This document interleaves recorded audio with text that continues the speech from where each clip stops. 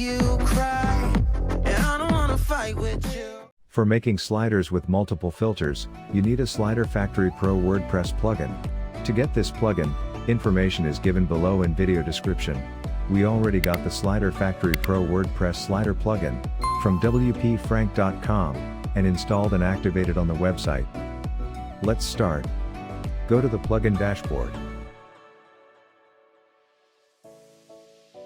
Under the Layout Design 5, click on the Create button. Give a title to the slider, write into Slider Title input box, or you can keep it blank, it's optional. Now, move to the Upload Image Slide section. Click on Add New Image Slide button, to upload and select images for this slider.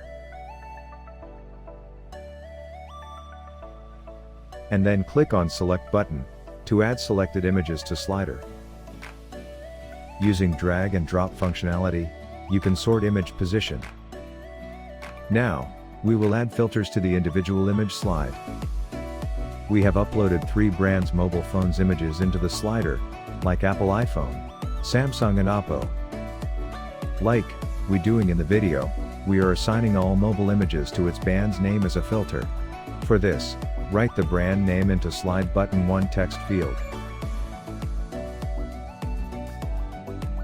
Now, move to the Slider Settings section. Here, you need to configure only 3 settings. Set the slider width and height about 500 pixel. Set the navigation setting to the Before slider. It will show the slider filters above the slider. Now, click on Save button under the settings and copy the generated slider shortcode.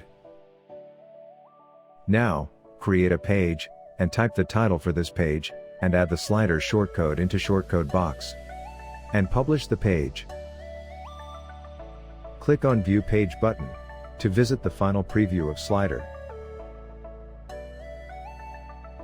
Here the 3 filters are appearing above the slider.